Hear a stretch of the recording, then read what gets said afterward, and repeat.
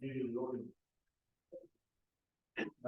It may not agree with it, but inevitable. We can allow our age speak. So, candidates before that. We will record. We're recording. So, you won't be here, but they will. And I assume none of them are going to be being recorded. And we'll be posting that so that people who weren't able to come and hear and listen to what's said. There's just the procedure. There's 3 batches of questions, which is in the total 17 questions, and they were on a survey that went to all the candidates, and those same questions are sitting in front of them as well, and they will be the first things they're addressing, and they're the questions that we've given us 3 or given to them over a week or so ago, and some of them at least have responded to those. And their written responses are on our website, the VSG website. And if you go to that web address, or you Google VSG scorecard, you'll find it. And we also have, we do this thing called a scorecard. So this is our views of the answers, and so we rank we don't rank, we rate the question, the responses of the candidate, obviously to do with the 17 questions. So we look at each question response, we look at the 17 questions, give them a ranking. That's basically a traffic light, reading rank on. I encourage you to look at their actual written responses, which are there, and then you can go to the result. So when they start answering those questions, the emphasis is you are to address some or all of the questions in each batch. So if you don't want to try and attempt to address every single question, don't. It's your choice. While they're addressing these first 17 questions, I invite you to submit questions. We'll get to some of them. Probably only some. There is a limited time. And so if they're submitted on paper, I'll hand you some paper and writing pads and pen shortly. Or you can text to this number, and I'll use that to write the questions on the computer, and then those questions will go up on the screen, so both you and the candidates can see them. Right?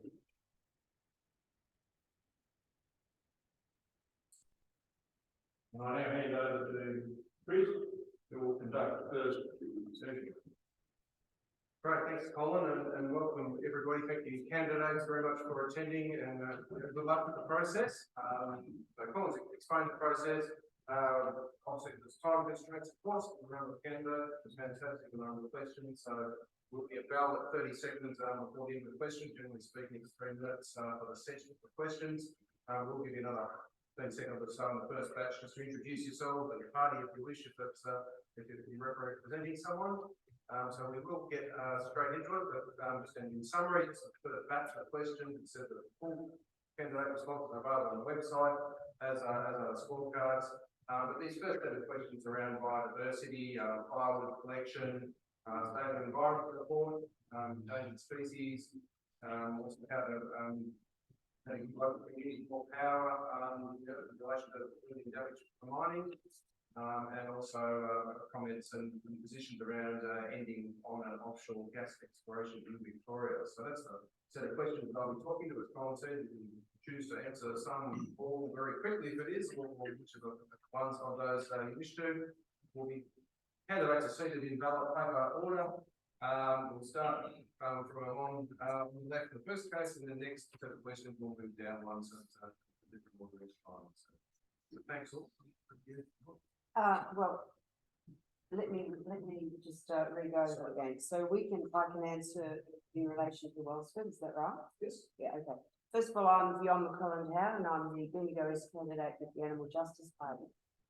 Now, I want to address the Wellsford Forest because some of you may know or may not know that the VIAC, the Victorian Environmental Assessment Council, which is actually a government-sponsored scientific panel report, in 2019 and 20, recommended 2/3 of Wellsford state forest to be declared regional forest and 1/3 to be declared a national park.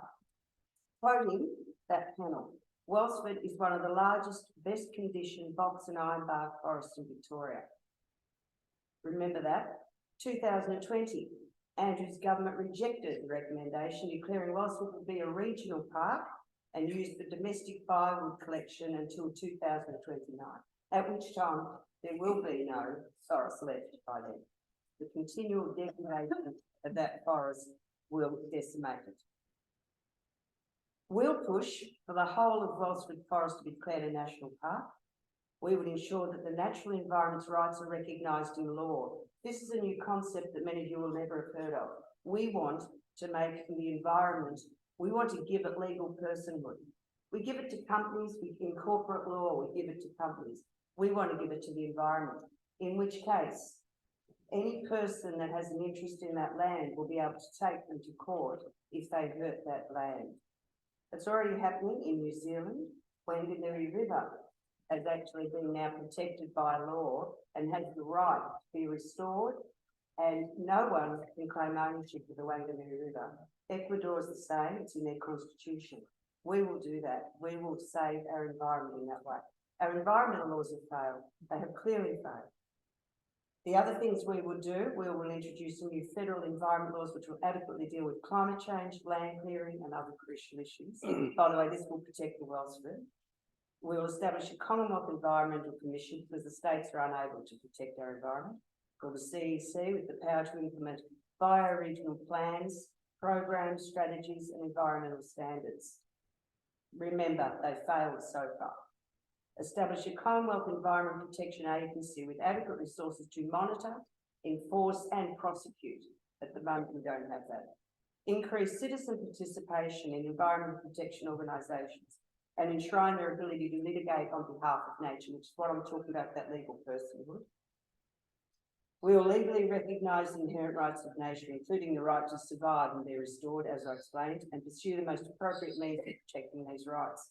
We will challenge the cultural, economic and legal conceptions of nature and animals property to be owned by humans and educate the public to live within their ecological limits. Thank you.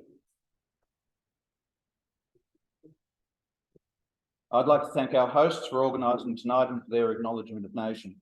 I'm Darren Shade, your Liberal candidate. When I'm not asking for your vote, I run a small business with my wife teaching environmental sustainability to primary schools and early learning centres.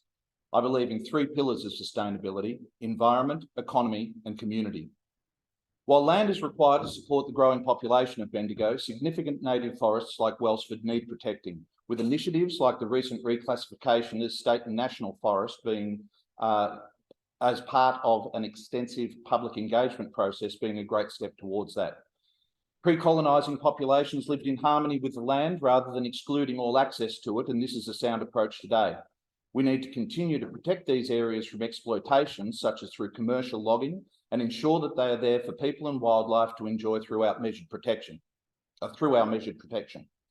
However, one of the greatest ways that we can protect the long-term biodiversity of our native bushlands is through proactive action on climate change. I believe the retention of controlled firewood gathering in certain areas with specific provisions is a fair and balanced approach which provides a required reduction in potential fire loads. Some land clearance is required for ongoing growth of our community and its increasing population. However, that's very different to the native deforestation caused by the works of commercial logging organisations and state-run logging organisations like Big Forests. The recent finding by the Supreme Court shows that native logging practices by the current government are irresponsible, and suggesting that a fine shows accountability is a furphy. Nobody's lost their job for what they've done to the ecosystems and the endangered species in these areas. And a fine doesn't get paid by them, it gets paid by you, the Victorian taxpayers, because it's a government-owned organisation. Big Forest sold $84 million of products last year and yet ran at a loss of $23 million before a government handout of $18 million reduced that loss to still $5 million. The Financial Review this week details a Blueprint Institute report showing that logging in Victorian native forests costs more than it makes, and found that the protection of CFMEU jobs is the basis for continued logging of native forests in Victoria rather than a commercial necessity. The proactive management of our fragile ecosystems through continued monitoring and detailed review of any proposals that affect those areas is crucial to the ongoing land management strategy of any government.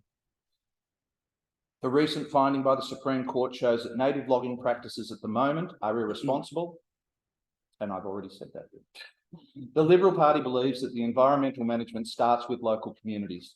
In regards to our mining, that is one of our core beliefs, and we will work to make sure that there are not just rigorous state-controlled requirements for mining, but also a local engagement process that ensures that we look after our environment here by the people that are affected by it. Thanks, Ben. Hey everyone, my name's Ben Mahale, the candidate for Pauline Hanson's One Nation Party. So for a lot of these areas, One Nation does not have a direct policy, whilst we do agree that the environment should be protected as best as possible, especially considering the fact that we do not have an Earth 2 that we can jump over to if we get this wrong. There are many factors that need to be taken into account when making these kinds of decisions. I do have the firm belief that anything that affects the community requires proper consultation with the community. I'm not just talking about lip service to say that we've ticked that box. I'm talking about real consultation.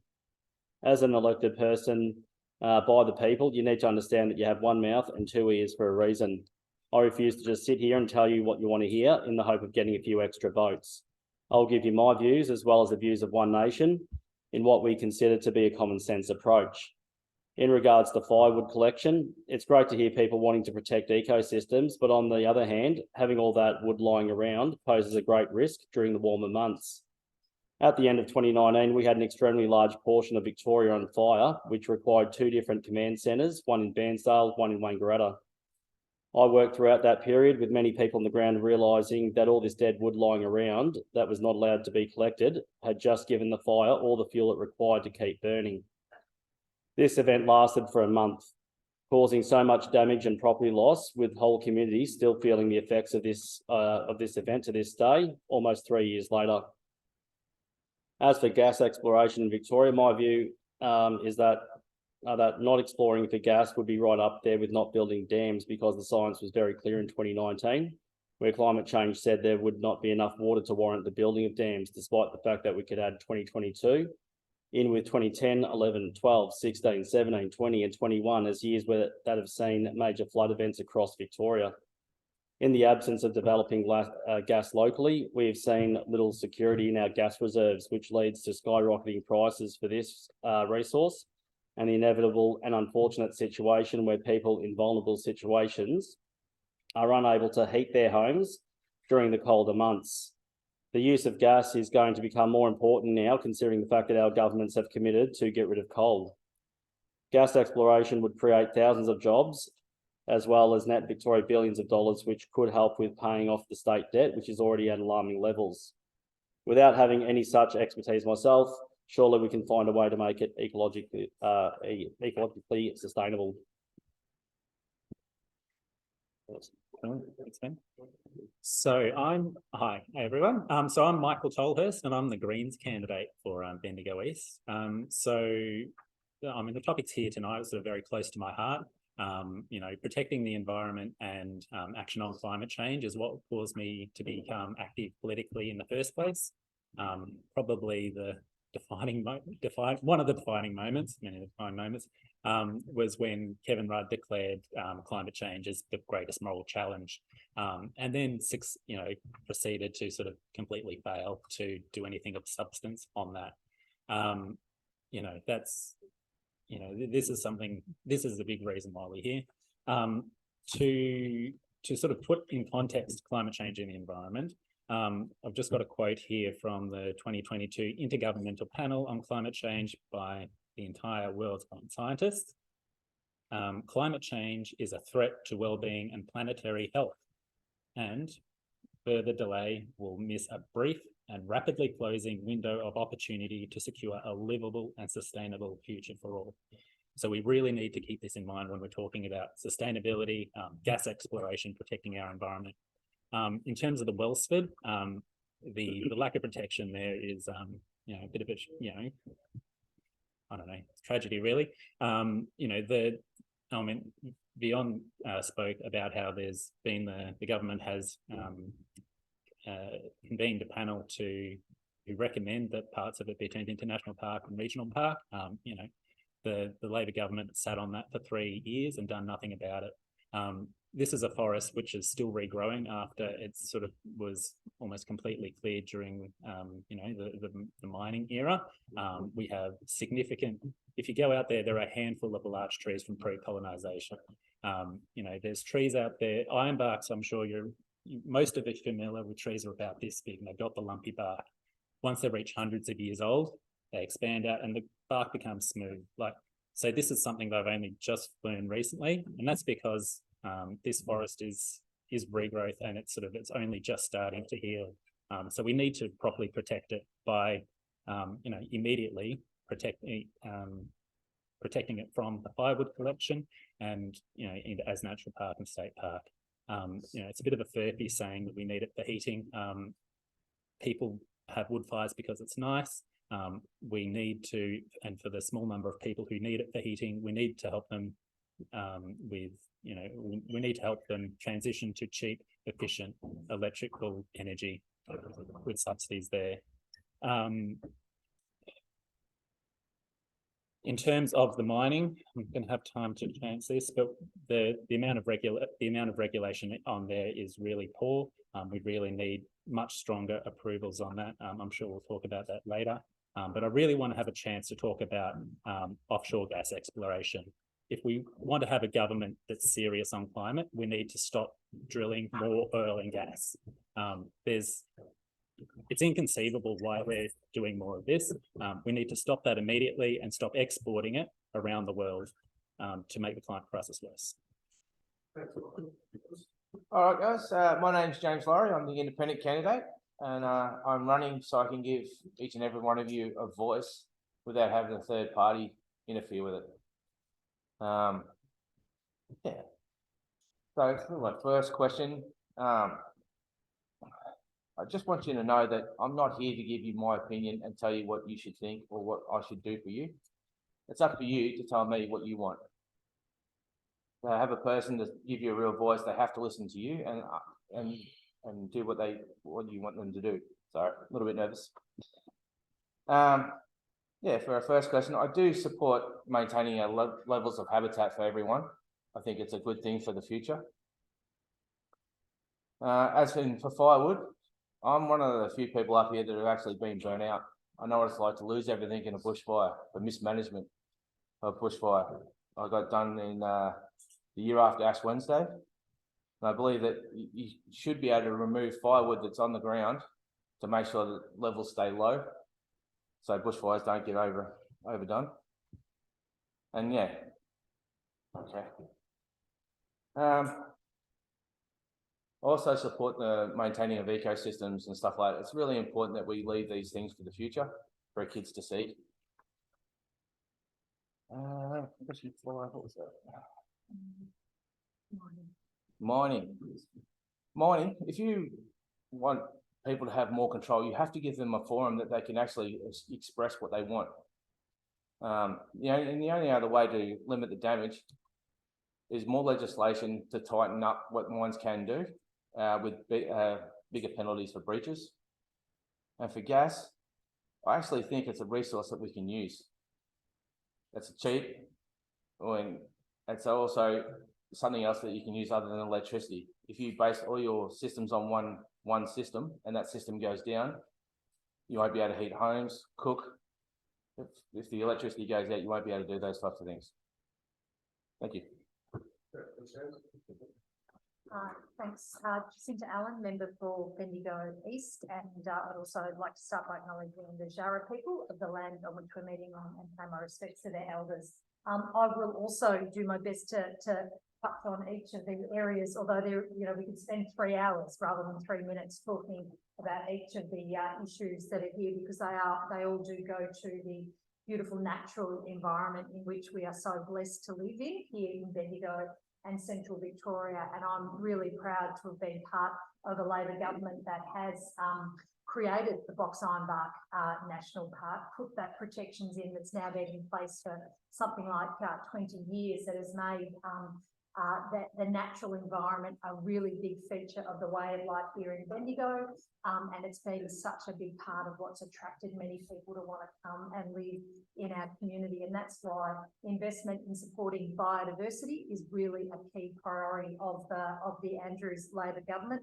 We've invested something like $560 million over the last few years in supporting our biodiversity, and particularly here in this region where the unique features of the Box Ironbark forests make it particularly precious and particularly important to protect. And that's why we've had those protections around the national park for some time now. And also too, I will just slightly correct something that was said about the Wellsford Forest. The work out of the VAC inquiry from a few years ago did add some additional protections to the Wellsford. I appreciate there are others, and I've had discussions with many over where there does need to be more to do, particularly around the big trees, and that's some conversations that I've personally been having with the Environment Minister. But we have added some additional protections to the Wellsford, and also recognising it's a place where many people want to make sure they can continue to go into the forest and enjoy for their own personal recreation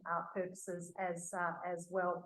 On firewood collection, which is I think one of the questions here today, we've reversed the open slather approach that was taken by the previous Liberal government to the collection of firewood in our region. I saw it in my own community where we hear the chainsaws rip on certain weekends of the year as people from Melbourne had come up and fill their utes and loads full of firewood. We've changed that to make sure that local people can have access to local firewood.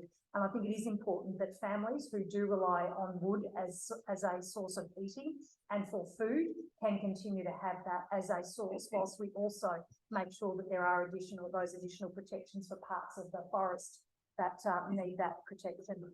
On gas, I'm very proud that the Andrews Labor government, we've banned fracking, we've put it into the Constitution, and also we've made a very firm commitment just a couple of weeks ago that we're also going to get out of coal by 2035, bring back the SEC, put the renewable energy that will be prioritised by this government into bringing back the SEC as part of continuing that push into investing in more renewable energy, because we know that that is what we have to do to achieve our target of a net zero emission by 2045. Right, thanks, Peter. And maybe we'll get those questions from second matter. And then over again.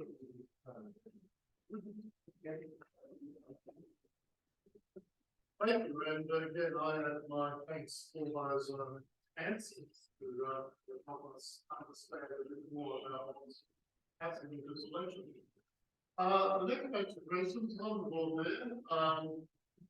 First one deals with the uptake of electric vehicles. The second one deals with high-speed rail possibilities. Third one, what are the design principles about development and making it independent on the balance? What changes to residential planning and transport would be needed to support Bendigo? You might have up to 200,000 people, but many of them concerned. Do you agree with the answer to our housing shortage, freeing up more affordable housing in the site? Access to jobs and really, it's quite a broad so without any further ado, I'm going to ask Darren to lead on. Okay, thank you very much. While the majority of Victoria's electricity is currently provided through coal-fired power plants, the demonisation of gas makes little sense to me. Gas produces half of the CO2 per BTU of energy than coal. It's a vital element on a pathway to what needs to be our ultimate aim of moving towards pure renewable energy provision, but without fracking, despite Labor's recent scare advertising campaign on television. However, the Liberal Party's policy of providing subsidisation of both rooftop solar as well as battery storage will limit the amount of time that we need to rely on gas, making it a temporary measure. As to EVs, their sales are up 2% per annum at the moment against Labor's target of 50% of all new car sales by 2030. You need a plan, not just a target. Liberals will pause the electric vehicle tax and deliver 600 new EV charging stations through a $50 million community charging fund to leverage co-investment with businesses and community organisations. The dual-track high-speed rail is a business case that needs to be revisited. Bendigo needs to return to a dual-track system with resilient infrastructure that can stand a rainstorm or a 35-degree day without having to revert to buses.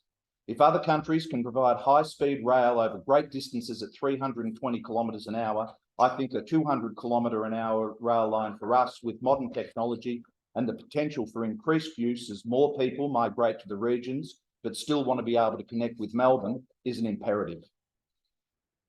When it comes to designing communities, motorised transport is an indispensable component.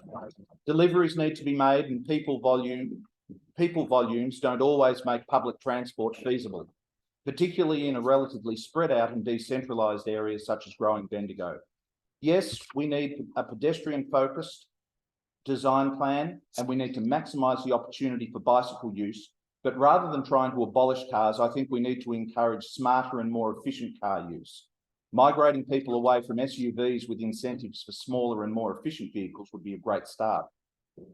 Assuming that much of our growth is coming from people leaving Melbourne to a greener and more relaxed country environment, the option of limiting sprawl by increasing population density seems a bit counterintuitive to me. Being a green area and having those public cool spaces means having a little bit of sprawl. Look at Canberra as an example. I do strongly support the increase of bicycle paths through natural areas, though I don't think we need to necessarily run them down along the same routes as roads. Putting them through green spaces would be a much better option in my opinion. The supply of housing is at an absolute crisis at the moment, and that's why the Liberals will release 150,000 new blocks of residential land, 50 of those in the regions.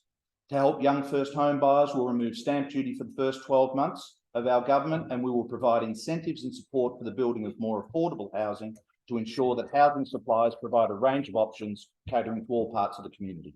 Thank you.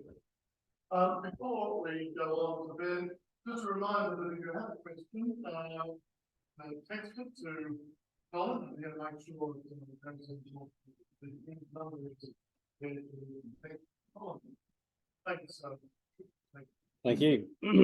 So we have no policies whatsoever to fast track the broad uptake of electric vehicles because, quite simply, it's not cost effective. To surprise many people in this room, I actually support an electric public transport system, mainly buses and electric scooters. I would probably stay clear of turning our emergency service vehicles electric, as I would not like my house to be on fire, only to be told that I'd need to wait a couple of hours whilst the tanker charges up. Given the current stresses on our electricity supplies, I really don't think that transitioning from gas appliances to electric is a good idea either.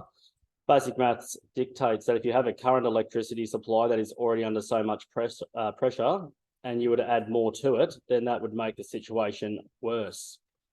In regards to high-speed rail, One Nation does support the construction of what we call a state-building regional road and rail projects. A high-speed rail is definitely a conversation we are prepared to have as part of this.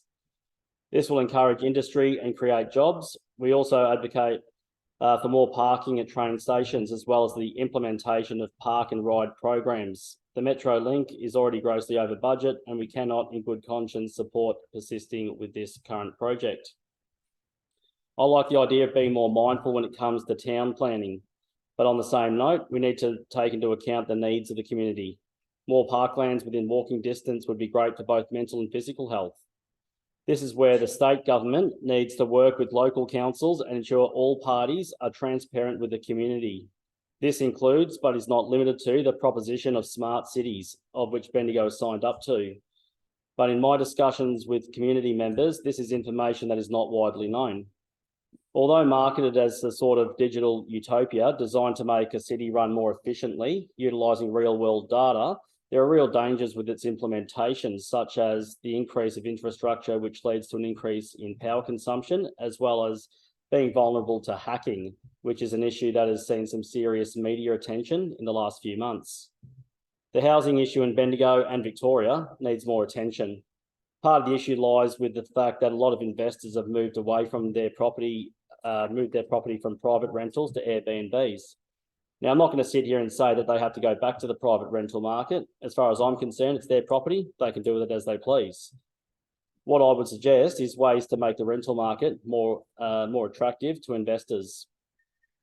There is a key area that is impacting the rental market, although more of a federal issue. I'll quickly touch on it, and it is in regards to immigration. With the federal government effectively throwing the doors to Australia open, what will the influx of immigrants do to an already existing crippled housing market? As mentioned just moments ago, it's basic maths. To finish on housing, One Nation will work with local councils to remove lengthy processes and administrative red tape on the subdivision of new land releases. These processes serve only to imply land scarcity, which is a driving factor in soaring land prices. We'll also fight to stop the sale of housing to foreign investors and non-residents. As far as I'm concerned, Victorian housing should be for Victorians. Just, when I mentioned the texting of, questions, I should also mention people who wish to go on second. Please do so.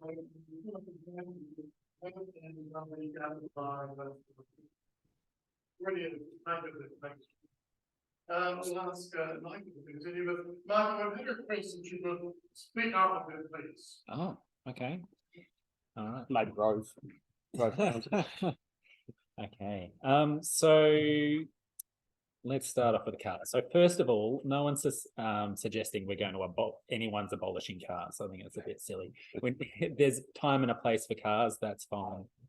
You know, we need to transition to sustainable fueling these. Obviously, the obvious method through this is through electric vehicles.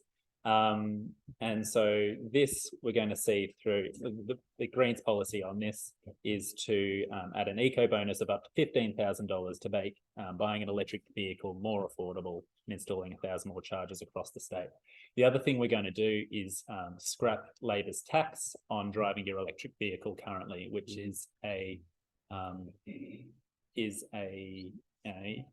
illogical tax on electric vehicles, which is pushing people away from penalising people in buying electric vehicles. We need to get rid of that to encourage more people to get the electric vehicles. In terms of cars and getting around and town planning, we can't on the one hand say we want parks, we want walkable cities, we want everything within easy reach, and we're not going to have any regulation, and we've just got to open up land and open slather. The two are incompatible. The current sprawl that we've got is very profitable for property developers who donate to the Labor and the Liberal parties, and that's why we're currently entrenched with that system. We need to stand up to these property developers and say that your profits are not the most important thing for developing our land and creating our cities. We need proper town planning that plans out our towns for walkability, for bikes, for livability, so that our cities are built for people, not for developers and not for cars. We need, a livable city is not one that's based around driving everywhere. A livable city is one where you can walk places, where you can ride places, where you can interact with people and you're not stuck in traffic jams and traffic lights. Electric cars or gas cars, the problems are still the same. We need to move away from the car dependency that we currently have. What else have we got? Car dependency, open space, housing, 30 seconds. So we've got a housing crisis. This is because housing has been used as an investment, not as a place to live. We need to move away from this. We need to move away from our knee-jerk, sort of the Commonwealth Games is coming, let's build some houses. We need a long-term plan to get rid of our 100,000 people waiting list for public housing. The Greens have a plan, an election commitment to build 200,000 more affordable homes over 20 years, including 100,000 more public homes in the next 10 years. We need to clear the list, and we need to get everybody who needs a home inside a home and off the streets. Thanks. All right, everyone, just want to remind you that I'm not here to tell you what I'm going to do. I am here to listen to you, and I will do what the majority ask for. So here are some of my personal thoughts. government shouldn't be pushing EV cars at all. They're not carbon neutral, nor are they affordable, especially for low income earners.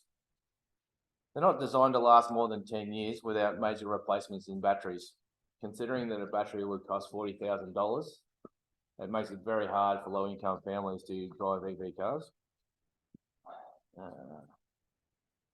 EV cars must meet the demands of the people.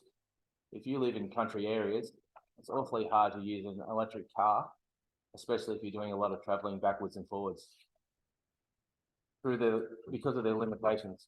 I would, though, lift the support of lifting bans on e-scooters. I think they're a very efficient way to get around, especially with the battery technology today.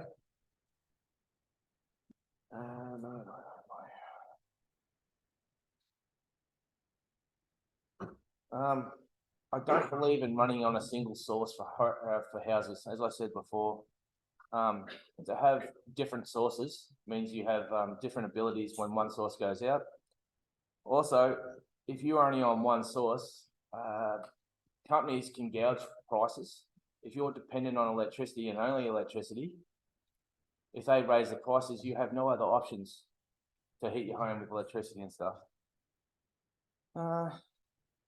As for high-speed rail, I do approve of high-speed rail. I think it's good, but the rail we have now doesn't run efficiently at speed. Every time it gets hot, they have delays. You have to catch buses and stuff because it's not reliable. As for urban sprawl, I think everyone who owns a house should have the right to have a backyard, should have the right to grow their own vegetables. And if we can pack them, it'd be like living in Melbourne. And that's all I got for the moment. Thank you.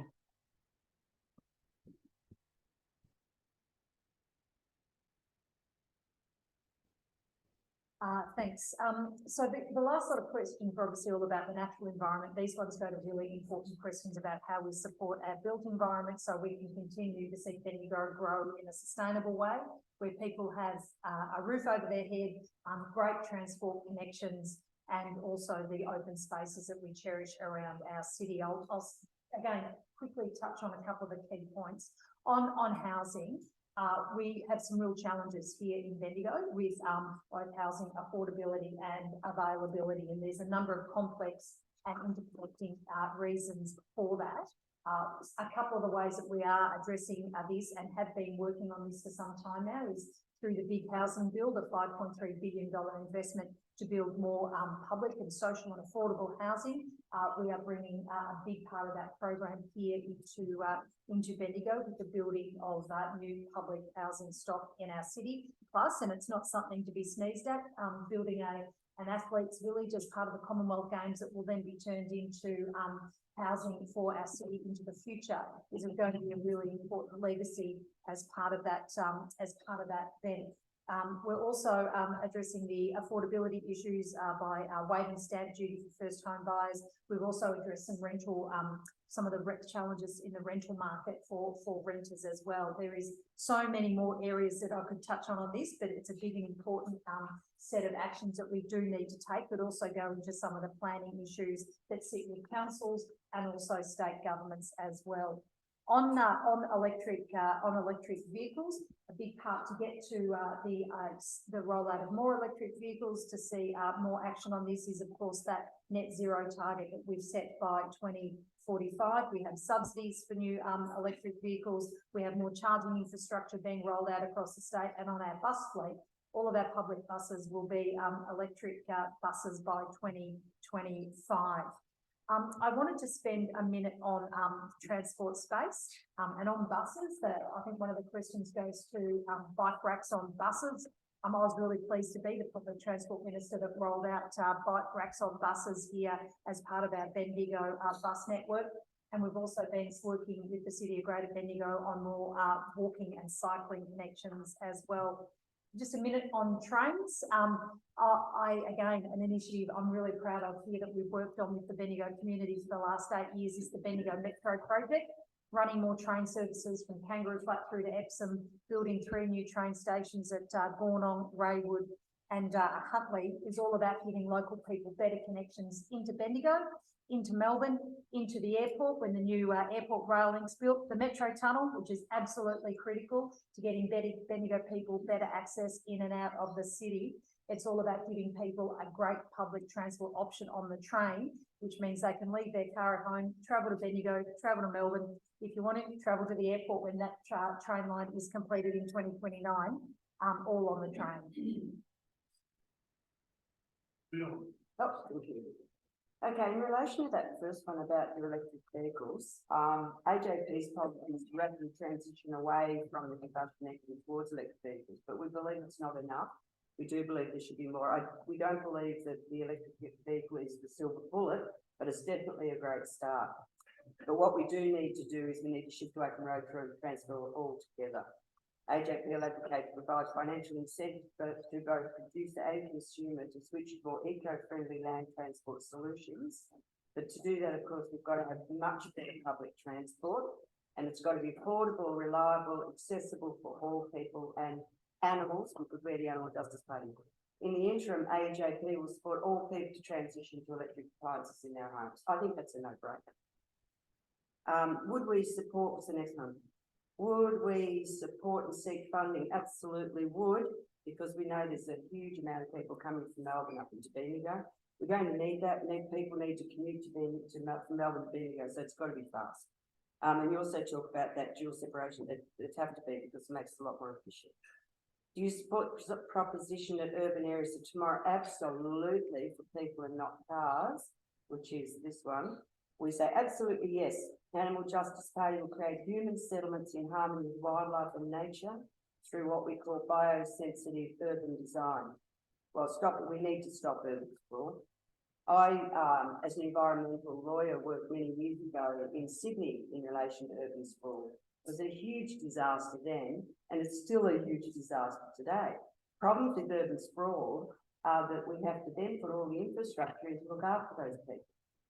It's a this is a nonsense thing to do. So that's shouldn't happen. BSUD promotes human nature interaction and nature stewardship among city residents. Along with this design, AJP will ensure less cars, promoting active transport, walking, bike riding, public transport in town planning, while minimising travel time. AJP will reduce inner traffic by reallocating road and car park space for native habitats, cyclists, pedestrians, and social connectivity and connections with nature. You don't need cars in the middle of the city. In relation to what changes to residential outbound planning, yeah, well, that would be the same with the BSU. Do you agree that the Australian Housing Choice relies on freeing up more affordable housing? Absolutely, we do. A home should not be an investment; it should be a home, and we would actually need to sort out the tax loopholes and things that are used today to try to get more homes for young people. Young people can't always go to the bank to mum and dad. Mum and dad don't always have the money to give children the house they want. So that's a no-brainer. And encouraging housing schemes and initiatives for older renters, absolutely disadvantaging young people trying to get into the housing market. We definitely would. thank you. That concludes our second action question. And don't forget to add your question in. We'll put it in 4 text amendments that will be replied to. The third and the president. Thank you, Ken, and thanks to the candidates and everybody. So the third batch here, we've got the Climate Change Act, net zero emissions by 2050 policies, active travel mode there, parties renewable energy targets, elaborating on plans for community engagement, where we were required to build infrastructure for, our new energy networks, transmission lines and the like.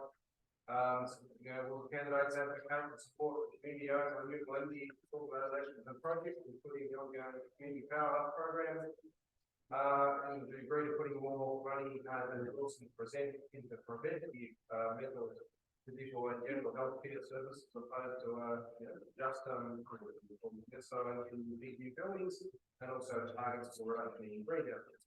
Again, a bit of a theme there, but also a bit of a mix as well. There's no try and cover them all if you don't want to. And over to you, just go ahead. Thank you. All right, so I don't see climate change as an issue whatsoever. In fact, all I've heard over the last several years is that the science is settled on climate change, formerly known as global warming, before secular scientists decided that the Earth was actually cooling. You see, that's not how you do science. Myself and many others have asked on many occasions for the evidence that proves unequivocally that these carbon emissions are allegedly destroying the planet, and those asked have been found wanting. Since 1960, there have been 42 predictions that the Earth was in peril if we don't change course. Currently running at 0 for 42, we're either about to go 0 for 43 or have a boy who cried wolf situation. The Earth goes through its own hot and cold phases. It was quite warm during the Depression years, then it cooled down, then it warmed up, and so on.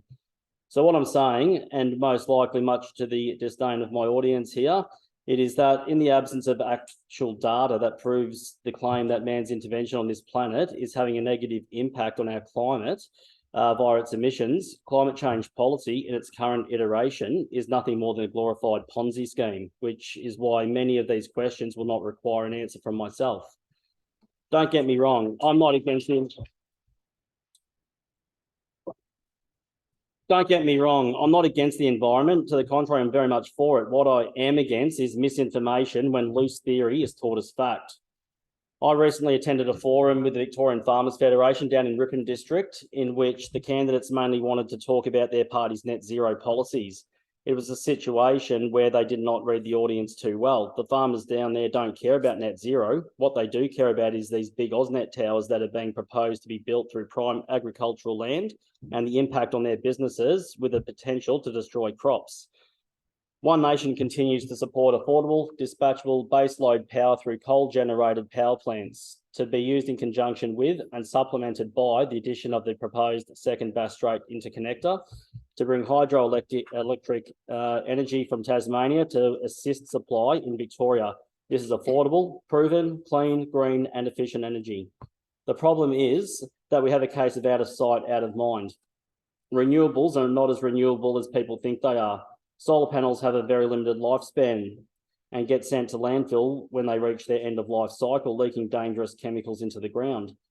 The blades from the wind turbines have a lifespan of about 20 years, are not recyclable, and if they don't end up in landfill, they are oddly enough getting turned into gummy bears, which probably says something about the confectionery industry. And to throw it out there, I think it's time to have a serious discussion about nuclear power, which is also proven to be cheap, efficient and low emission. If it isn't a viable option, as many people from one side of the political spectrum are quick to point out, then I imagine it would be a quick conversation. That is, if it can be proven. Overall, in order to do what is best for the people and planet, then all options need to be on the table for discussion, not just the ones that have been cherry-picked, might read well, but don't hold up when challenged. My experience has taught me that many people refuse to accept the irrefutable truth for this. Make coal great again.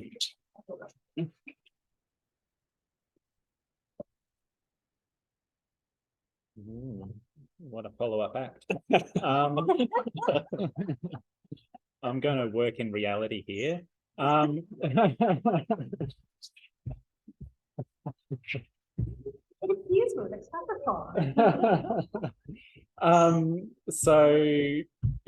let's talk about, we've got the sustainable shift that we need and must occur to meet our legislated zero net emissions by 2050.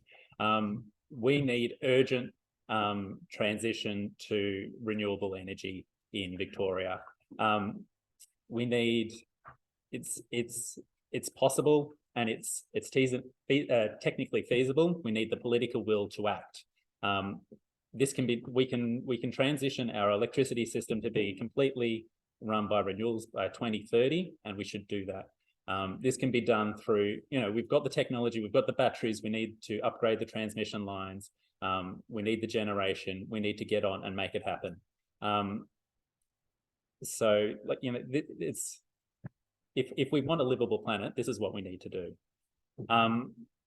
In terms of getting around our cities, we need accessible and we need to be able to properly fund our active transport. The Greens would like to see around 10 to 20% of transport funding spent on active transport.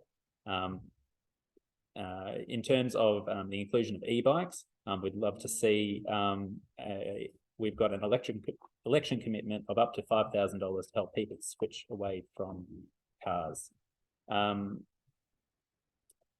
So in terms of our, thanks James, in terms of our renewable energy projects, we need proper consultation when our power lines are going through. You know, there's a lot of infrastructure coming in. The communities need to be consulted. We need to make sure that this infrastructure, we need the community buy-in to make it happen. In terms of mental health, the current situation that we've got is the approach that someone would take if they never took their car in for a service and then wonder why they need to get their car towed and a massive service bill. We need to invest in preventative, mental, physical, and general health services. And our election commitments includes $500 million for more free GPs, more nurses, and increased funding on health promotion. At the moment, it's very hard to get into a doctor's in Bendigo, let alone a bulk billing one. We need more funding here. We need everybody to be able to access preventative medicine, so they're not putting off going to the doctor or not able to go to the doctor, so they find themselves in emergency in the middle of the night, waiting hours to get seen. We need to look after our people. We need to have a healthy planet and healthy people.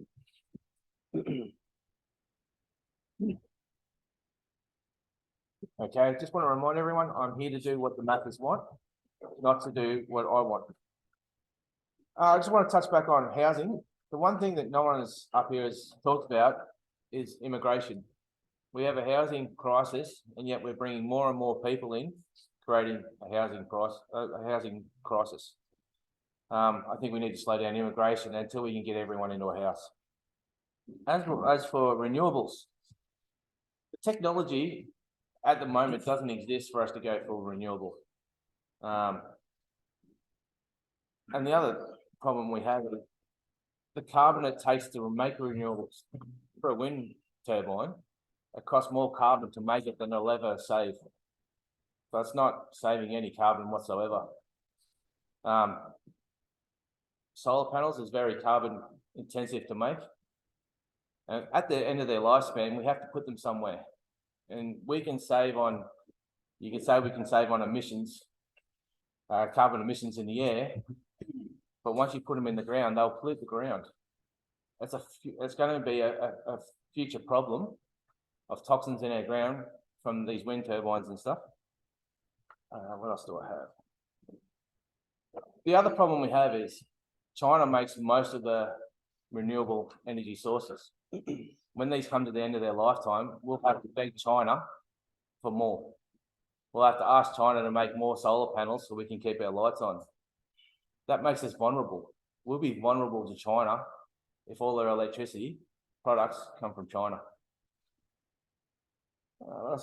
And mental illness, you touched on it, Michael. We need to help our people. They've gone through a tough time after the last 2 or 3 years, especially with lockdowns and stuff like that. Kids have been put in a position where they couldn't go to school, they couldn't see their classmates. There's a lot of businesses gone to the wall. A lot of people have gone broke over this pandemic. I think mental illness is a big thing. No one's actually talked about the domestic violence that people have had to put up with because they've been locked in their homes. And there's going to be a big problem. The amount of people that have been affected by this jab, the mental strain on parents and stuff like that is just phenomenal. So I believe that we do need to invest and help our people as much as possible. Thank you.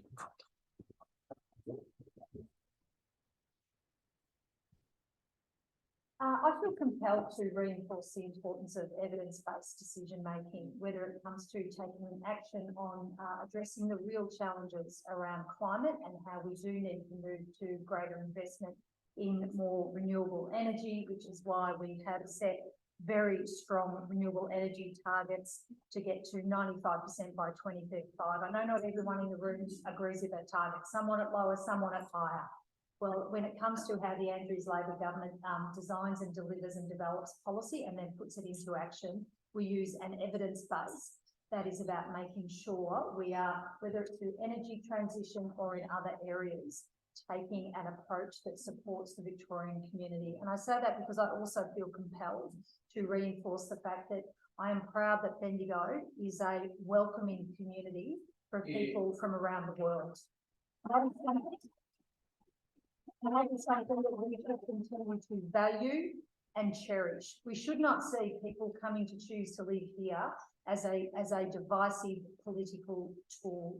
We don't need that. We are a city that was built on migrants, the Chinese migrants of the 1850s, the English, the Welsh, the more modern day Greeks who've come here, and more recently, the fantastic people from the Middle East and around Indonesia who work in our hospitals, who keep us safe and work incredibly hard.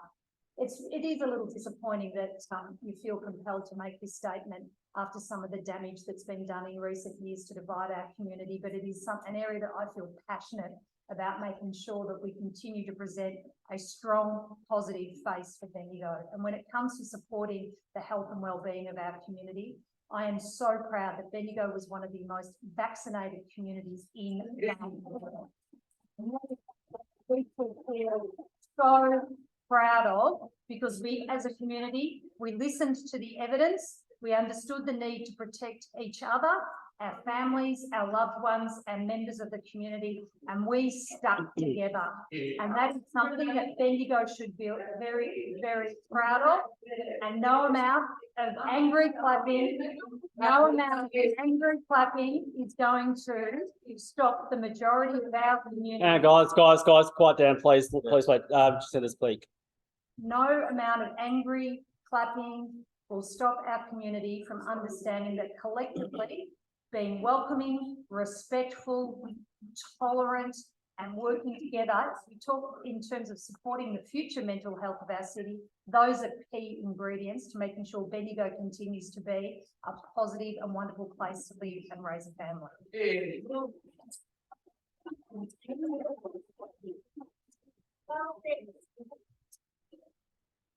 Thank you. I would just interrupt on that. Don't always just interrupt on things, but in that regard, I do. So I'm actually going to jump to 17 in regards to, I also say that I'm very much for evidence-based as well. The Animal Justice Party's policies are pretty much all based on evidence, but they all also come from 4 key party values, which are kindness, equality, rationality, and evidence. And we do know that climate change is affecting us everywhere. We only have to look at the devastation that's happening in New South Wales with the floods. They have never seen it before like this. And it's the first time in history that they've ever had to get international help to deal with those floods. 2019, we had fires like we've never seen before. We will see them again because not enough has been done, and it is a little bit too late to do that. We have to prepare now for what will happen, and will happen. The evidence is there. We have a net zero, we have a target of net zero by 2035. Personally, probably would like it a bit lower than that, but we believe because it's taken so long for the governments to do something, that now we're in a situation where it's going to take its time to get them. But we want to advocate for a national climate and biodiversity emergency because our biodiversity is in such a dreadful state. AJAC is the only political party with policies that comprehensively consider all sources of emissions, including the impact of animal agriculture, which I'm actually calling the cow in the room these days. For a long time, climate change was the elephant in the room. We've now got a cow sitting over there. This doesn't mean we want to close down farms. We absolutely don't. What a nonsense statement that is. And there's a myth out there about the AJAC wanting to stop farming. That would be like stopping our food supply. That is nonsense. We want to help farmers be resilient. We want to help them be sustainable into the future. That we need to work together on these things, but we need to face the reality that climate change is real. It is here. Thank you.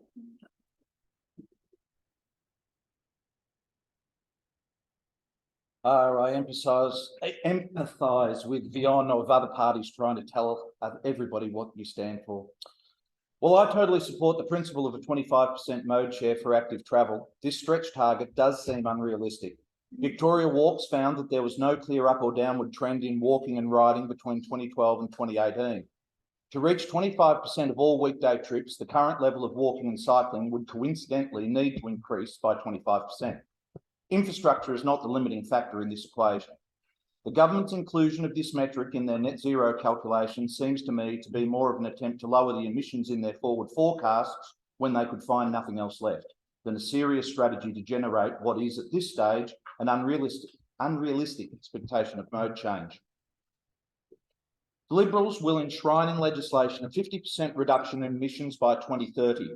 And remember, this is a minimum, it is not a target. To help achieve this, we will establish a $1 billion Victorian hydrogen strategy to support the research, development and adoption of clean hydrogen technologies and unlock 1,800 megawatts of renewable energy by upgrading transmission infrastructure in Western Victoria. I'm a strong supporter of local needs being met by local solutions. Sorry, I've got sunblock in my eyes. Such as the Community Power Hub, which can be built and operated locally rather than via a new Melbourne-based state monolithic bureaucracy. Regarding preventive healthcare, while we should not demonise the buildings that provide the venues to deliver such services, it is imperative that we construct them according to the budget that has been agreed upon in an overall delivery plan. We must not promise one figure and then build them to another, potentially robbing programs of operating funds. And we certainly should make information as to the progress of keeping to budgets publicly available. The most important element that we need to consider in allocating more money to preventative care is the overall welfare benefit, rather than just the cost benefit. Studies have shown that preventative health care often costs as much as remedial care and may not significantly reduce stresses on the health system as a whole. However, that ignores personal welfare benefits for those that end up not needing remedial care, the reduction in lost productivity and the inevitable loss of life. We need to spend more on preventative health. Finally, transition to renewable energy is an obvious choice to me. Scandinavian countries exist on over 90% renewable energy at the moment. Whether or not you believe that it is an environmental issue, it is an economic issue. Wars in Europe or East Asia do not increase the cost of sunshine or wind. This should not be a political issue, and I would like to see it made an area of bipartisan cooperation. Thank you very much. Well, thank you, candidates, again for that round, much appreciated. So just a reminder, the topics and the questions the candidates have seen and good response to and then when we do have a scorecard, thank you, Lara, and thank you again for candidates for voting. I'll hand over the problem for the So, giving the candidates a moment to solve the question I'll read them. And Victoria is committed to clean energy use. What is being done is can be done with manufacturing of these involved to create one and relying on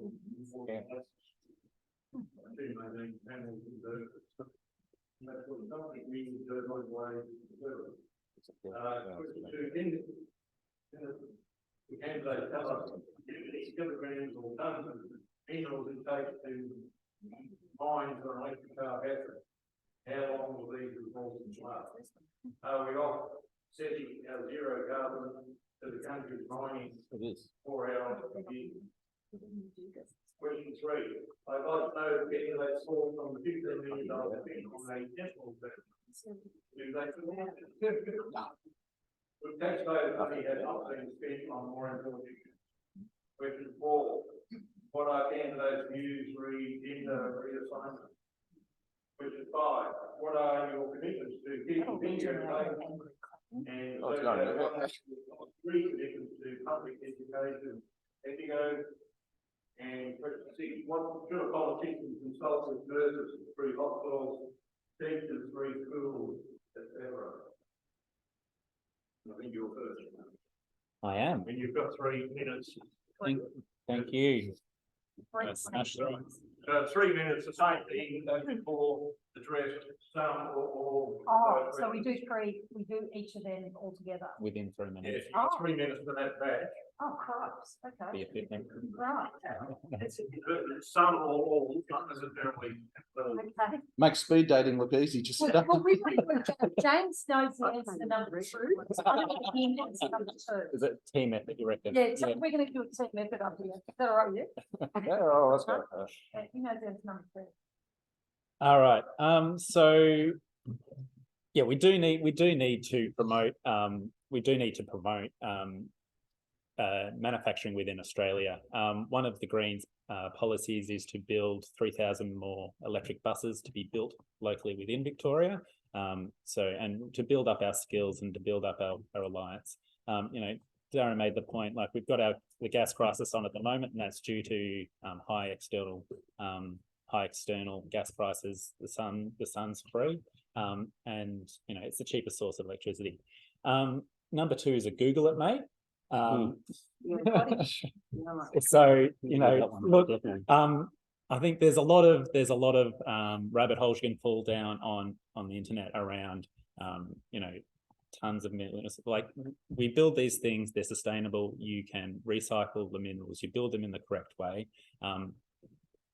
It's more sustainable.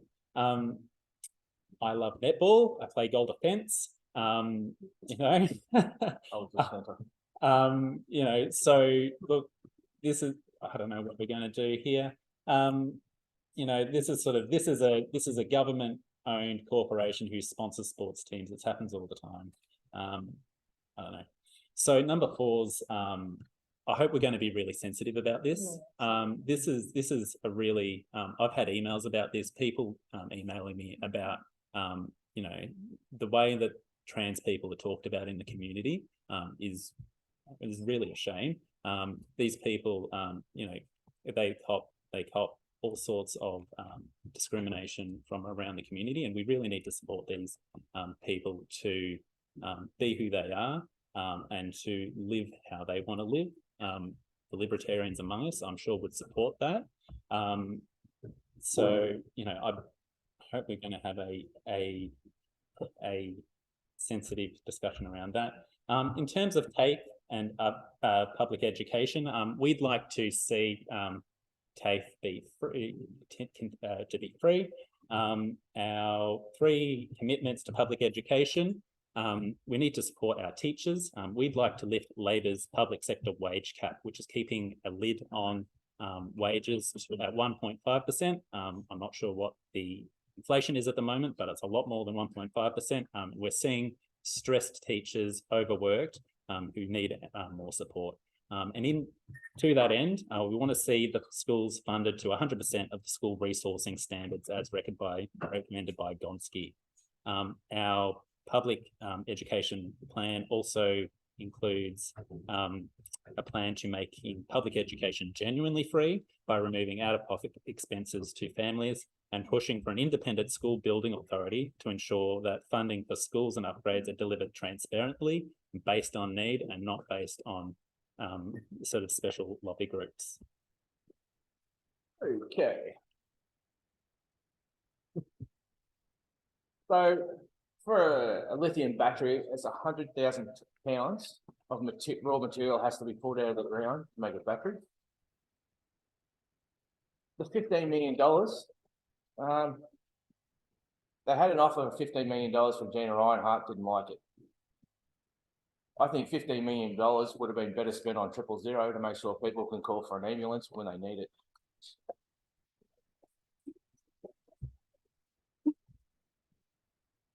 Gender reassignment, everyone has their own choice what to do with their body. My gripe is that the Labor government put in law that a teacher or support staff can transition your children without telling the parent. That is nonsense. That is nonsense. And if a parent objects to their child transitioning, it's up to a 10-year prison sentence. 10-year prison sentence for a parent to coach their kid through a difficult position is not right. What else did I have? Evidence-based. Pfizer come out and said they never tested transmission on that vaccine. They told us it was to protect others, our families. If it was never tested for it, how can they make that claim? The TGA has come out and said there's 1,000 deaths directly related to the jab. Any other vaccine would have been ripped off the market by now, with much less of that. When will our government take responsibility for their actions that they pushed? Thank you.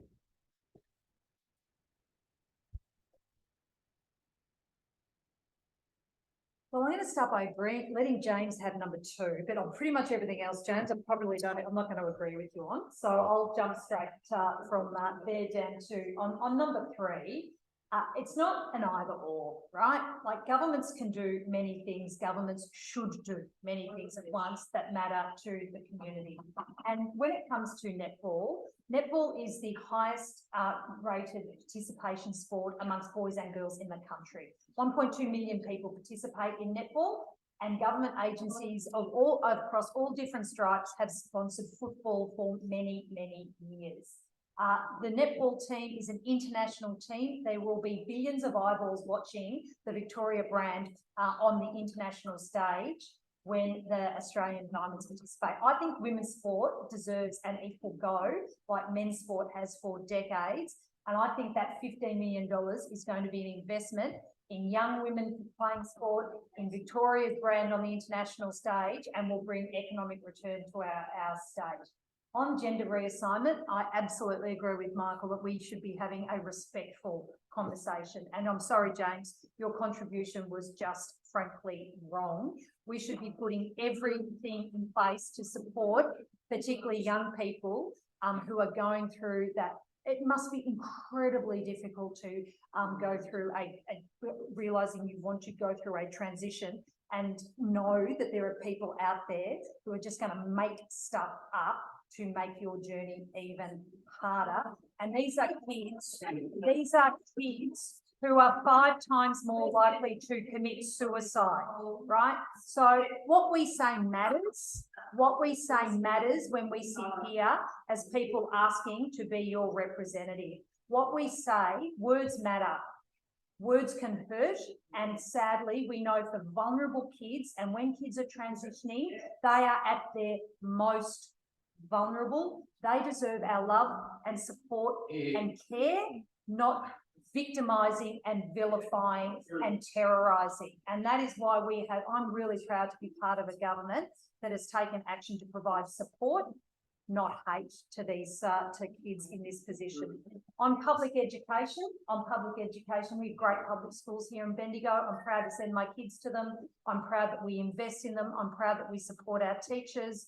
And I'm particularly proud of the way our teachers and staff supported our kids during the really difficult phases of homeschooling. They also deserve our support, and under an Andrews Labor government, they do. We put additional resources into our schools, additional supports in for students for their well-being, and also, most importantly, additional supports for kids in need. The Liberal government, the former Liberal government, cut the education and maintenance allowance, cut Fresh Fruit Friday, cut reading recovery, all things that hurt vulnerable kids.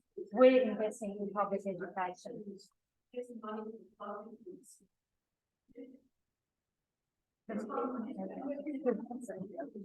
She's got the best view out of all of us. Front row, please. So I'm going to jump to question 3 as well. In relation to the 15 million, I absolutely think that's fine. 15 million going to netball. I think that's great. What I'd be more concerned is the fact that $44 million during COVID went to the racing industry, a gambling, cruel industry that actually we've got a $44 million went to the racing industry, $16 million went to horse racing in the time when they made a $10 million profit. I'd be more concerned about that, much more concerned. The other thing we're not talking about, the next thing is a lot of kids.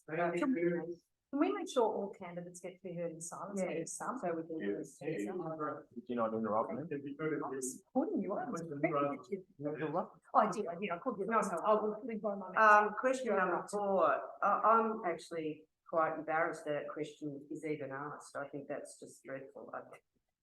So much bullying goes on in relation to transgender. I mean, these kids have got to be protected. Jacinta, I agree with you wholeheartedly on that one. But the last one actually is interesting. Should a politician consult with nurses, through hospitals, teachers, through schools? You know what, I think the politicians do, but there's certainly more room for them to do more of that. I absolutely agree with that. And this also feeds back into the question number 4. You know, they do consult with teachers in schools, and that's one of the reasons that they do have at the moment good policies around LGBTQI+, because the children in schools do suffer, and we need to make room for these people. In fact, AJP has created safe spaces for youth, for LGBTQI+ youth in schools. So we're strongly committed to supporting kids transgender. So yeah, I'm embarrassed that question was asked. It's disgraceful. Made me embarrassed that I told. Yeah. Okay. Oh. No, I'm not going to be able to use the computer with the glasses off. It's not. With the glasses on, it's not. Can we? Oh, no, we can't. All right. I'm going to have to bring that closer in that case.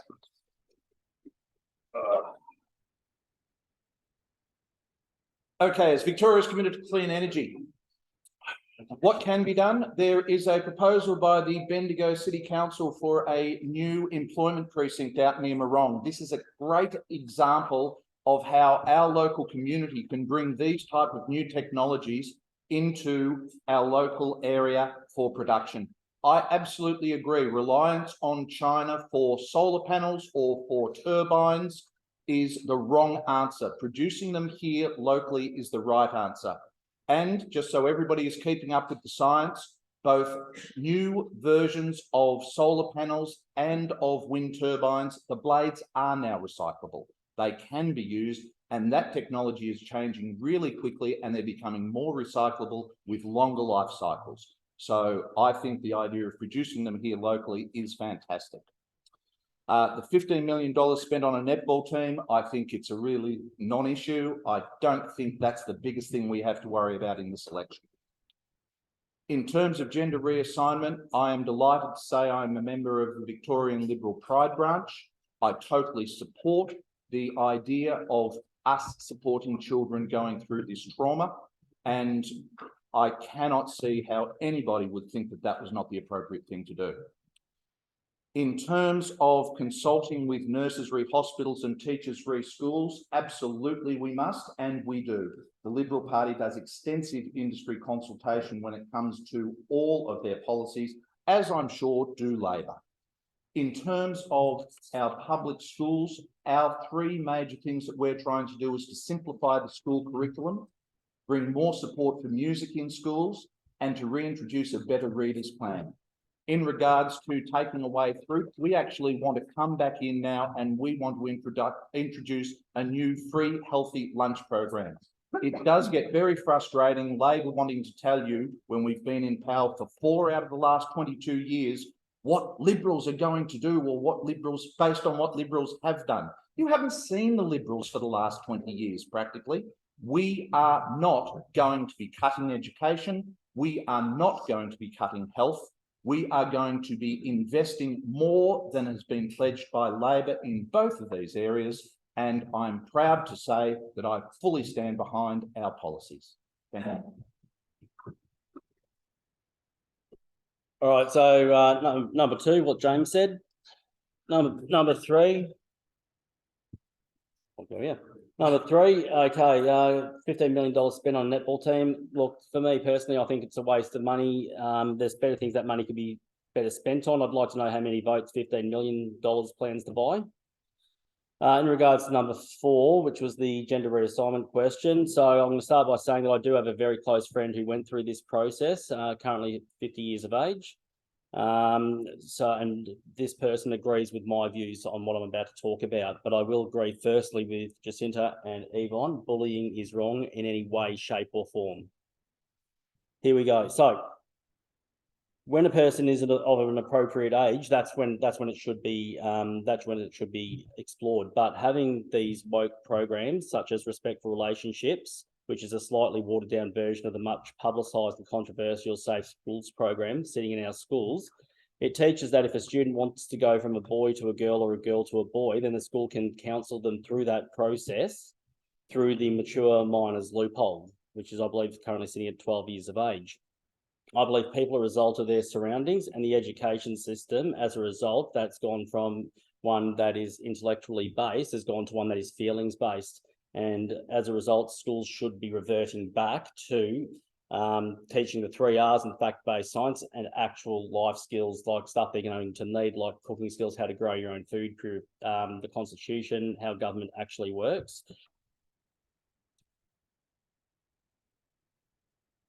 As far as I'm concerned, we need a proper inquiry with a view to completely rebuild the education system, as well as many other of our critical services.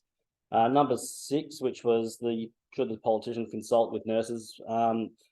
Look, for me personally, don't talk to the bean counters, talk to the people that actually do the bloody job. And James spoke about 000. Yes, for those who do, most people would know that I'm actually a former 000 dispatcher and supervisor. I can tell you now, it's absolutely in a shambles. We can't answer the calls because they're sacking their staff due to these jab mandates. And I'm sure it's got nothing to do with the fact that the CEO of Esther's brother sits in the upper house for the Daniel Andrews government.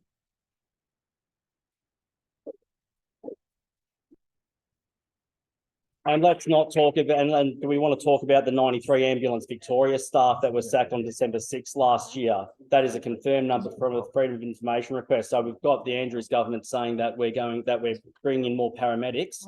What about the 93 you sacked and the numbers and the large number that's been sacked since then? Thank you.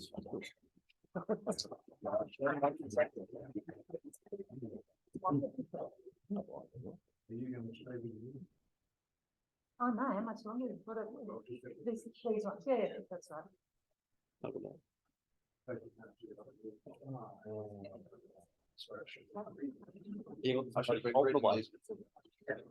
So, once again, it's, bring it in.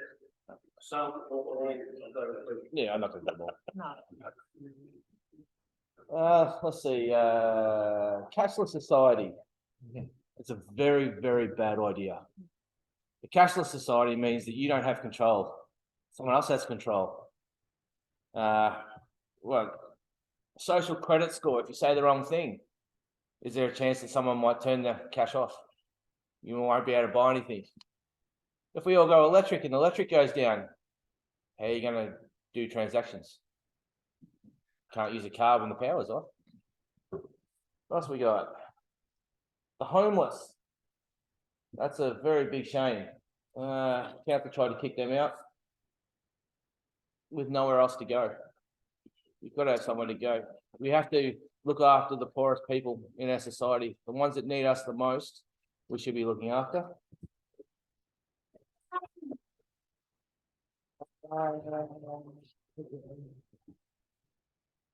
Did the criminal age be? Yeah. Sport. Bendigo Tram Network. I think that'd be a great idea. An absolute great idea. It makes our city unique, interesting. It's something that can run fairly quickly and efficiently. And I don't think they break down too often, so that'd be a great idea, I think. Well, you know, I don't see too many of them sitting in the middle of the road. But then again, I'm not in there all the time.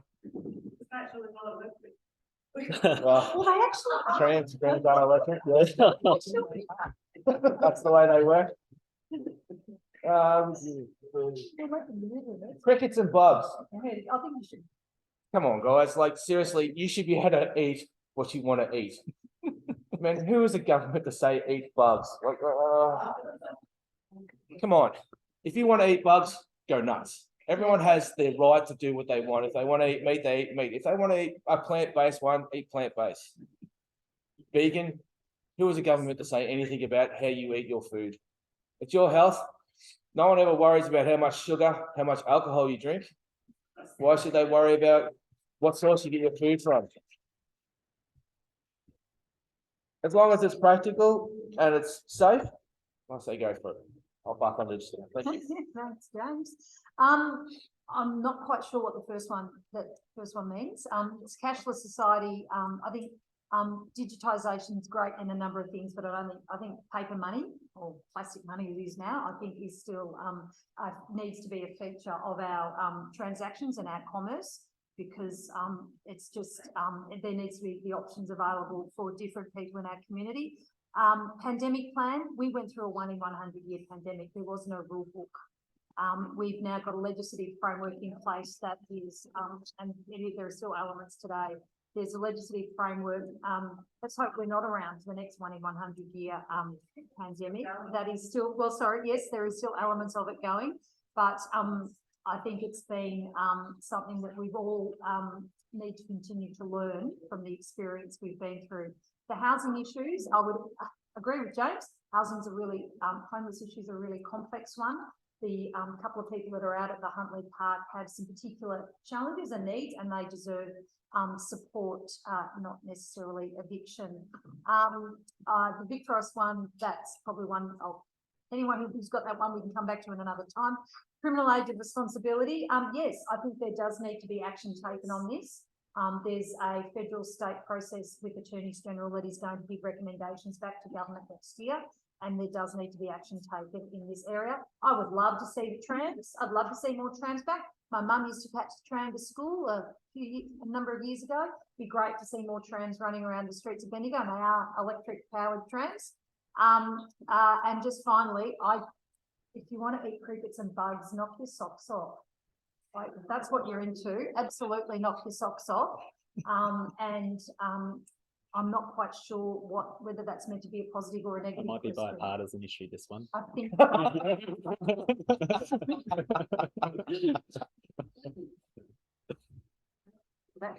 I'm not sure if that's meant to be. Okay. I still like paper money, so I don't like this cashless society. I went somewhere recently and they wouldn't let us use any paper money. It's all I had. So anyway, that's all right. The pandemic, well, that will happen again, because while we keep having wet markets and we keep clearing rainforests where viruses come from, we will keep getting pandemics, and they will, as Michelle said, we're still in it. Homelessness, yeah, that is absolutely a very sad situation. And I can link that actually down to. Thank you.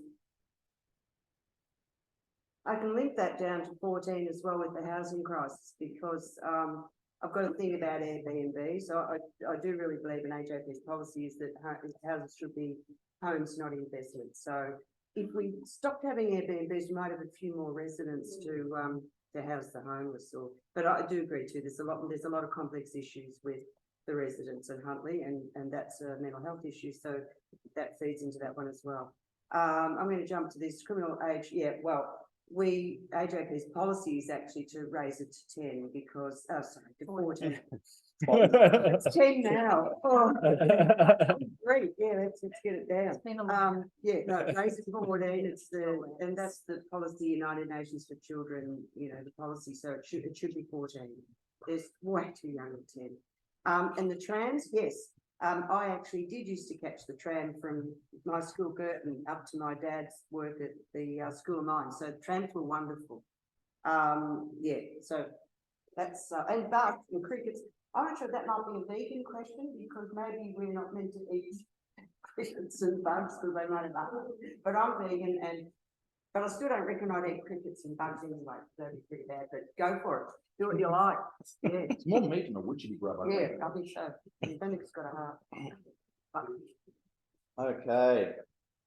I'm not really sure what's meant by the emergency contact facility question, but do we support a cashless society? I actually am the person, you can blame me, who introduced Tap and Go.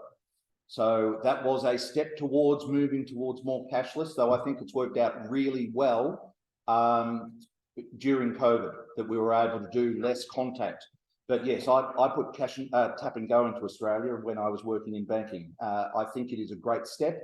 I don't want to see 100% pure cashless. I think we need to have the choice. As towards the Victorian pandemic plan, what would you do differently? Jacinta's right. This is a 1 in 100 year event. It may become a more regular event, I don't know. But we didn't have too much to learn from. It was a long time ago where we had this problem.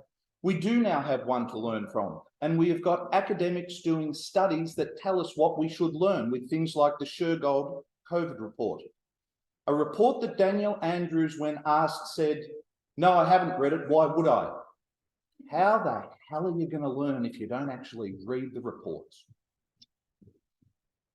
The homeless residents at Huntley Lions Park is both a short-term and a long-term problem. The long-term is to find more housing availability for those under stress in Bendigo. And that's a long-term problem that has been developed by a group of politicians who've been serving you for a long time.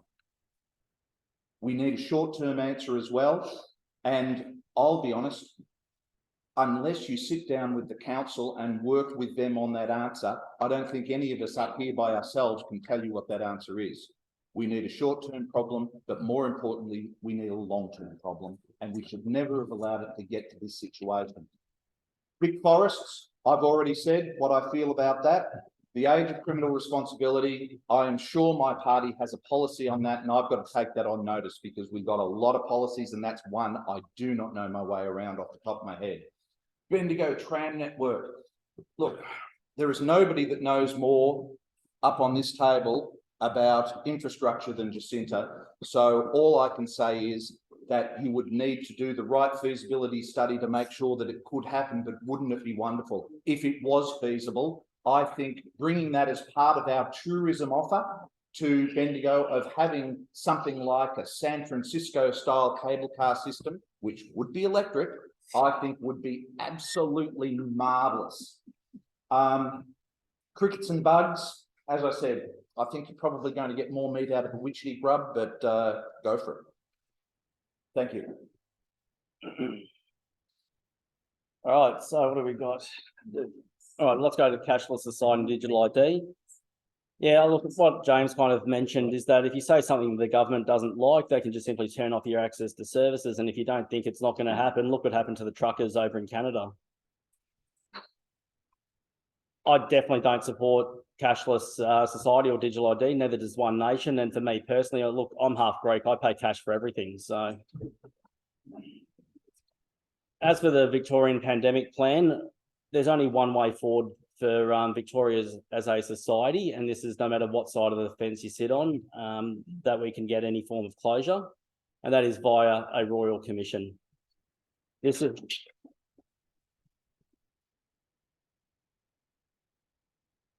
now this is not a witch hunt, but it's to ensure accountability.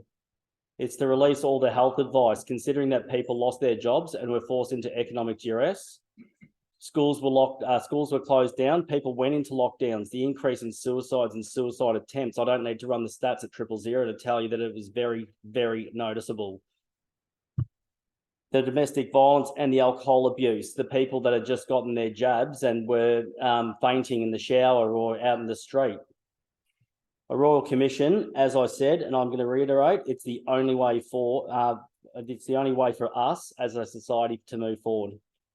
Going to number 10, the homeless residents at Huntley Lions Park. So I didn't get all my notes written down, but I think we all kind of agree on that. On compassion and consultation is probably the best way forward.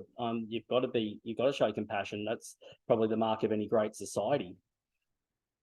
We don't, a criminal responsibility, yet why not raise to 14? I think that's probably a sensible idea. You know, and that's what we really should be acting on, is in the world of responsibility and what's reasonable. Tram network, again, got a great tram network, and again, I think Jacinta's probably the best person to talk to about that. But again, consultation with the council as well. Sorry, James. I'll throw one. Housing prices, I kind of touched on the Airbnb situation as well. It's maybe looking at making the rental property more attractive to investors. And policy on crickets and bugs for meals. Look, I like steak and bacon too much. It's not going to happen. You hear it here first. I don't know, is that surfing dirt? A lot of trust about that.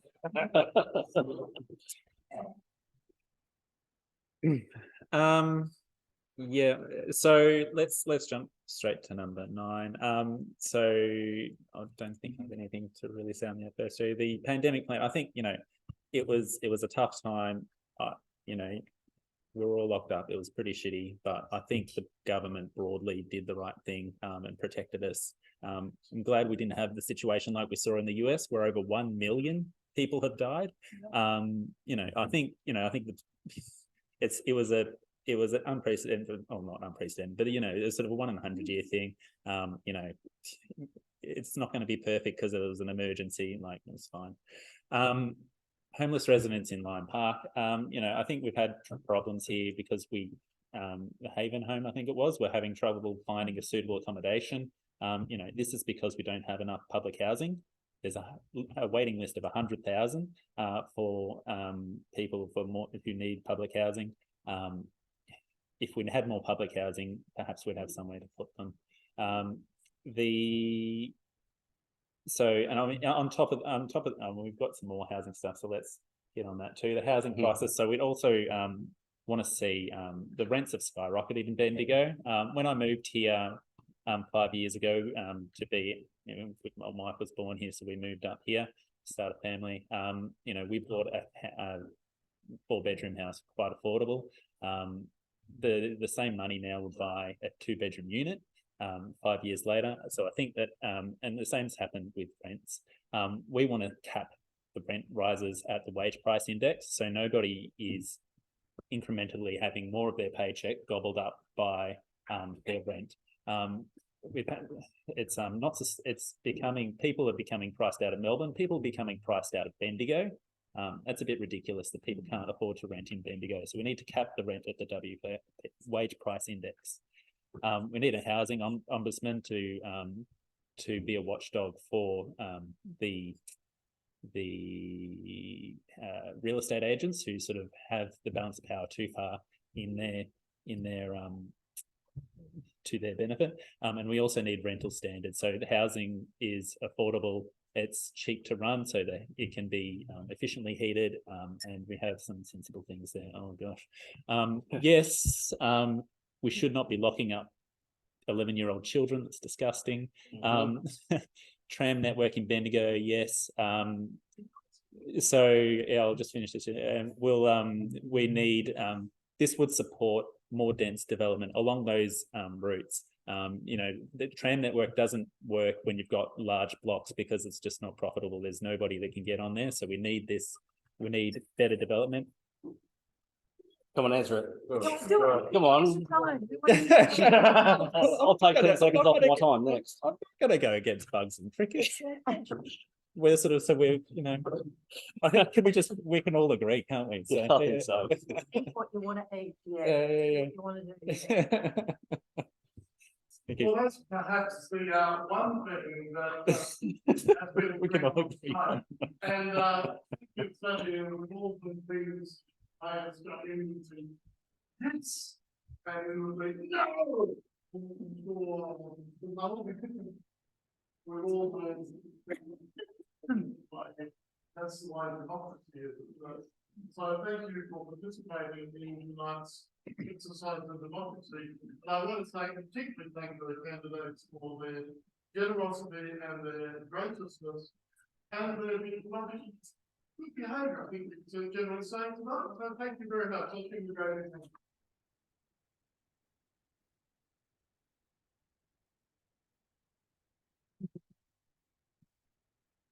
I just want to remind you that the executive sustainability group, the ESG, has a full-up response to the candidate by many of them on their website. You can imagine going to the school out there, particularly from the point of view of sustainability and the like. So I don't think it's like I was making you say it, but you can sell it, but very long.